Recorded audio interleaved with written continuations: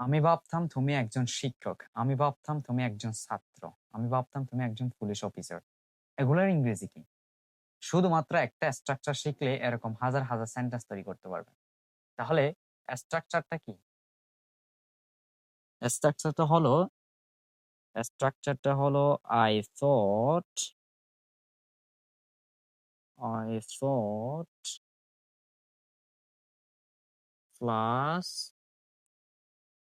Subject plus were plus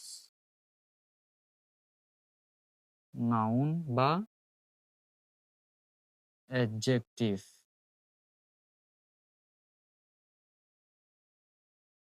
adjective এই স্ট্রাকচারটা জানলে এরকম হাজার হাজার সেন্টেন্স তৈরি করতে পারবেন। তাহলে আমি ভাবতাম তুমি একজন শিক্ষক, এটার ইংরেজি কি হবে? এটার ইংরেজি হবে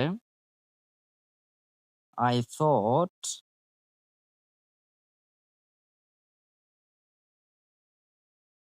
ইউ আর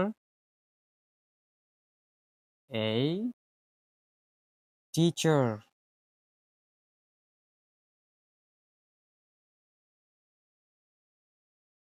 আমি ভাবতাম তুমি একজন ছাত্র, এটার ইংরেজি হবে আই থট ইউ আর এই স্টুডেন্ট। তাহলে আমি ভাবতাম তুমি একজন ডাক্তার, এটার ইংরেজি কি হবে? কমেন্ট বক্সে জানাবেন। ভিডিও যদি ভালো লাগে ফেসবুকে শেয়ার করবেন।